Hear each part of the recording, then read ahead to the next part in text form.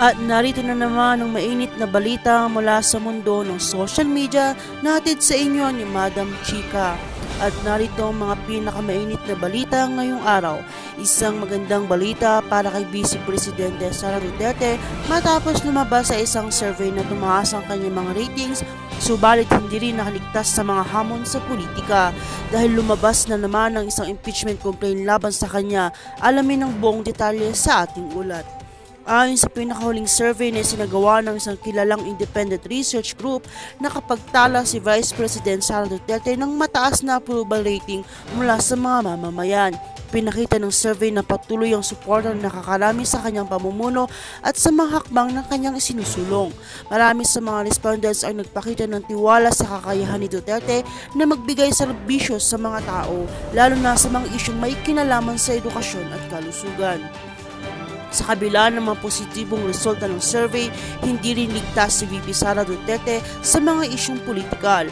Kamakailan lamang lumabas ang balita ng muling nagsampa ng impeachment complaint laban sa kanya sa Renato Royel at ang kanyang mga taga-suporta. Ito ang pangalawang impeachment complaint na sinampa laban sa Vice Presidente at tulad ng naunang reklamo, batay ito sa mga aligasyong may kinalaman sa mga hindi pagkilos sa mga mahahalagang isyu ng bansa.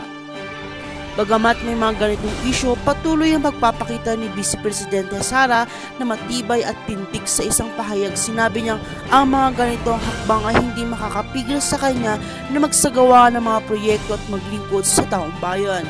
Ayon kay Duterte, ang mga ganitong reklamo ay bahagi ng politika at hindi ito makakaapekto sa kanyang misyon ng paglilingkod. Nanatili rin ang kanyang posisyon na ang taong bayan ang siyang maghuhusga sa kanyang trabaho. Samantala, mga eksperto sa politika ay nagsabi na ang pagkakaroon ng mataas na survey ratings ay hindi agad nangangahulugang ligtas si VP Sara sa mga politikal na pagsubok.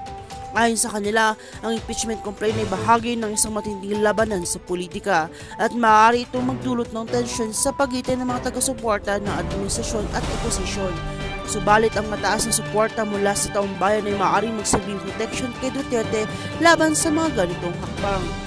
Sa kabilang banda, ang mga taga-suporta ni Vice Presidente Sara ay nagsabi na ang patuloy na pagsuporta ng mamamayan ay isang patunay na mga hakbang na isinusulong niya at makatarungan at may magandang layunin para sa bansa.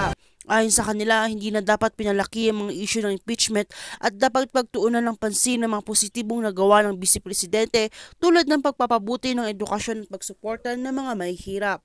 Patuloy na sinusubaybayan ng mga susunod na kaganapan hinggil sa isyong ito at tiyak na magiging usapan ito sa mga darating na linggo. Samantala, hindi rin titigil ng mga programa at proyekto ng Vice Presidente na layuning maghatid ng serbisyo sa mga mamamayan. Kami po ay magbibigay ng mga updates sa mga susunod na oras. Para sa mga dalagang balita, kayo po ay manatiling nakatutok sa aming channel.